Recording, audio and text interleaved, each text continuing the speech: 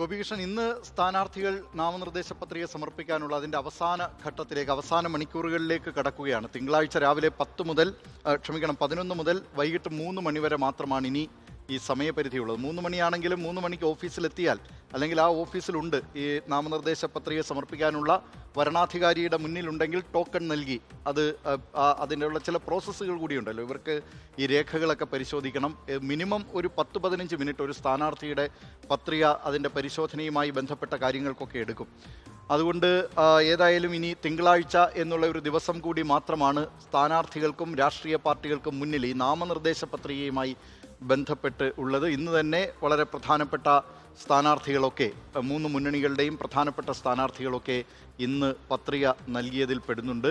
ഇനി അവശേഷിക്കുന്നവർ, ഇന്ന് ചില സ്ഥാനാർത്ഥികളെയൊക്കെ പ്രഖ്യാപിച്ചിട്ടുണ്ട്. അവർക്ക് ഈ ബാധ്യതാരഹിത സർട്ടിഫിക്കറ്റ് ഉൾപ്പെടെയുള്ളവ സംഘടിപ്പിക്കേണ്ടതുണ്ട്. അതുമായി ബന്ധപ്പെട്ട രേഖകൾ അവർ സംഘടിപ്പിക്കേണ്ടതുണ്ട്. അതൊക്കെയായിട്ട് അവർ തിങ്കളാഴ്ച സമർപ്പിക്കും എന്നാണ് കരുതുന്നത്. ഏതായാലും ആ ഒരു ദിവസം മാത്രമേ ഇനി, അതായത് 4 മണിക്കൂർ മാത്രമാണ് ബാക്കിയുള്ളത്. പിന്നെ ദിലീപ് പറഞ്ഞ പോലെ തന്നെ ടോക്കൺ ഇതിലാണെങ്കിൽ കുറച്ച് കൂടുതൽ സമയം അവർക്ക് കിട്ടും. ടോക്കൺ കിട്ടിക്കഴിഞ്ഞാൽ തന്നെ ഇന്ന് എനിക്ക് തോന്നുന്നു കേരളത്തിൽ ഇതിനോടകം തന്നെ രാഷ്ട്രീയ വിവാദങ്ങളൊക്കെ ചൂടുപിടിച്ചു തുടങ്ങി.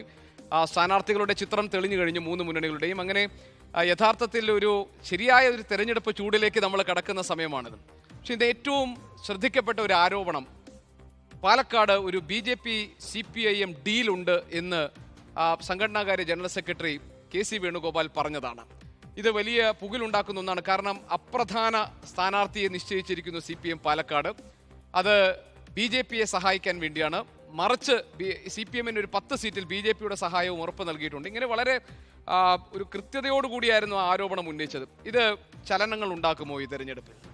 ഗോപി, 2000-ന് ശേഷം നടന്നിട്ടുള്ള എല്ലാ തെരഞ്ഞെടുപ്പുകളിലും CPIM കോൺഗ്രസിനെതിരെയും കോൺഗ്രസ് CPIMനെതിരെയും രണ്ടു കൂട്ടരും BJPക്കെതിരെയും ഒക്കെ ഉന്നയിക്കുന്ന ഒരു ആരോപണമാണ് ഒന്നുകിൽ CPIM BJP ഡീൽ അല്ലെങ്കിൽ കോൺഗ്രസ് BJP ഡീൽ എന്നുള്ളത്.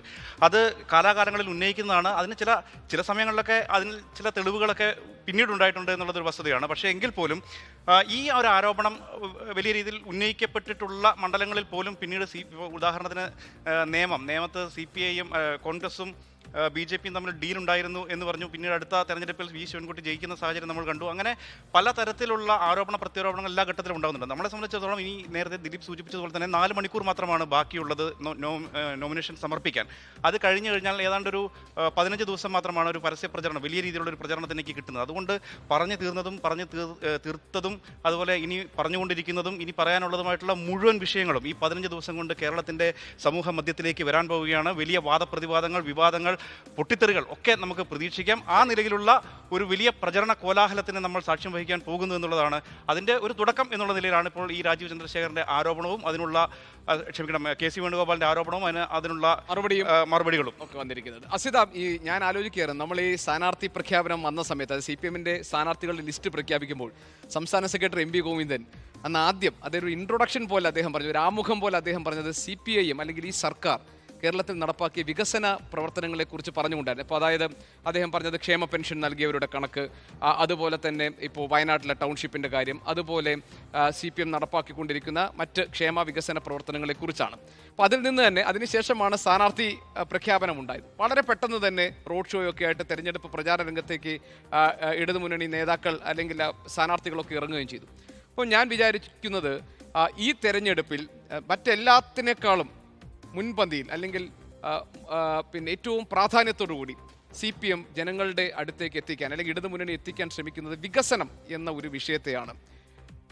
ഇപ്പോൾ കിഫ്ബി നടപ്പാക്കിയിട്ടില്ല. ഇപ്പോൾ ഏറ്റവും ഒടുവിൽ ഈ പെരുമ്പളം പാലത്തിൻ്റെ കാര്യം നമുക്കറിയാം. ഇപ്പോൾ വയനാട്ടിൽ തുരങ്കപാത. അപ്പോൾ വികസനം ഒരു പ്രധാന വിഷയമാക്കി അവതരിപ്പിക്കുന്നതിലൂടെ ഈ തെരഞ്ഞെടുപ്പിൽ മറ്റെല്ലാ വിഷയങ്ങളെയും അപ്രസക്തമാക്കിക്കൊണ്ട് കേരളത്തിലെ ജനതയുടെ വിശ്വാസവും വോട്ടും നേടിയെടുക്കാം എന്ന് CPM അല്ലെങ്കിൽ ഇടതുമുന്നണി കണക്ക് കൂട്ടുന്നതിൽ തെറ്റുണ്ടോ? അത് പ്രവർത്തിക്കും? 10 വർഷം ഭരിച്ചൊരു സർക്കാരിനെ സംബന്ധിച്ചിടത്തോളം വികസന നേട്ടങ്ങൾ എണ്ണിപ്പറഞ്ഞ് ജനങ്ങൾക്ക് മുന്നിൽ വോട്ട് തേടാനാകുന്നു എന്നുള്ളത് ചെറിയ നേട്ടമല്ല. സ്വാഭാവികമായി അത് വലിയൊരു നേട്ടമാണ്. പക്ഷേ അത് മാത്രമാണോ തെരഞ്ഞെടുപ്പിൽ ചർച്ചയാകുക എന്ന് ചോദിച്ചാൽ ഉറപ്പായും അല്ല. LDFനെ സംബന്ധിച്ചിടത്തോളം ഇത്രയും കാര്യങ്ങൾ അവർ മുന്നോട്ട് വെക്കുമ്പോൾ പോലും ഇപ്പോൾ ഏറ്റവും ഒടുവിൽ വന്ന ഈ സീറ്റ് ഡീലുമായി ബന്ധപ്പെട്ട ആരോപണം അടക്കം സ്വാഭാവികമായും വരും ദിവസങ്ങളിൽ നേതാക്കൾ മറുപടി പറയേണ്ടി വരും. അത്തരം വിഷയങ്ങളിലേക്ക് ചർച്ച പോകും. ഒപ്പം തന്നെ ശബരിമലയുമായി ബന്ധപ്പെട്ട ഒരുപാട് വിഷയങ്ങൾ ഇതിനോടകം തന്നെ ഉയർന്നു വന്നിട്ടുണ്ട്. അത് ഈ യുവതി പ്രവേശനവുമായി ബന്ധപ്പെട്ട നിലപാടാകട്ടെ, ശബരിമല സ്വർണ്ണക്കൊള്ളിയാകട്ടെ. അപ്പോൾ ഇത്തരം എല്ലാ വിഷയങ്ങളും ചർച്ചയാകും. LDF-നെ സംബന്ധിച്ചിടത്തോളം വികസനം എന്നുള്ള അജണ്ടയിൽ ഊന്നാൻ അവർ തീരുമാനിച്ചിട്ടുണ്ടെങ്കിൽ പോലും അതിൽ മാത്രം പ്രചാരണം ഒതുങ്ങി നിൽക്കില്ല എന്നുള്ളത് ഉറപ്പാണ്. ലോകത്തെവിടെയായാലും ഏത് സമയത്തും 24 വാർത്തകളും ഓഗ്മെന്റഡ് റിയാലിറ്റി പാക്കേജുകളും എക്സ്പ്ലെയിനറുകളും വിശദമായി കാണാൻ ഞങ്ങളുടെ യൂട്യൂബ് ചാനൽ നിങ്ങൾക്ക് സബ്സ്ക്രൈബ് ചെയ്യാം.